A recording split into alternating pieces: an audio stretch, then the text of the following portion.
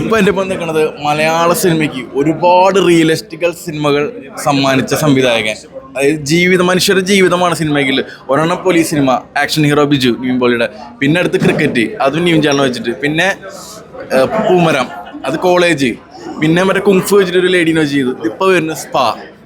ഇപ്പോൾ ഒരു ട്രെൻഡ് വരുന്നുണ്ട്, എബ്രിൻ ഷൈൻ്റെ ഏപ്പടം എന്ന് പറഞ്ഞിട്ട് യൂട്യൂബിൽ വരുന്നത്. എന്താണ് സ്പാ?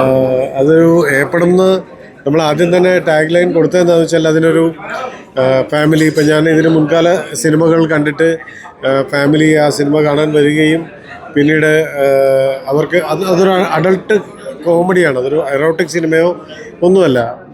അതൊരു അത് വേറെ തരം ഒരു മസാജ് തെറാപ്പി സെൻറ്ററുകളിലെ ഒരല്പം ഗ്രേ ഷെയ്ഡ് പറയുന്ന തമാശകളുള്ള ഒരു സിനിമയാണ് അത്. അപ്പോൾ അതൊരു ഫാമിലിക്ക് കണ്ടാൽ അത് കൊച്ചുകുട്ടികളായിട്ട് വന്ന് കാണേണ്ട സിനിമയല്ല. അപ്പോൾ റോങ് ഓഡിയൻസ് വരാതിരിക്കാൻ വേണ്ടിയാണ് നമ്മൾ ഏപ്പടം നമ്മൾ തന്നെ ഇല്ല.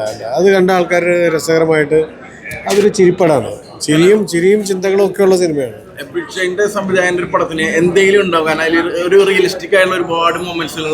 എന്തെങ്കിലും പുതിയത് പ്രതീക്ഷിക്കാം. നിങ്ങൾ കാണാത്തത് എന്തെങ്കിലുമൊക്കെ നിങ്ങൾക്ക് എക്സ്പീരിയൻസ് ചെയ്യാൻ പറ്റുമെന്ന് എന്നാണ് എനിക്ക് തോന്നുന്നത്.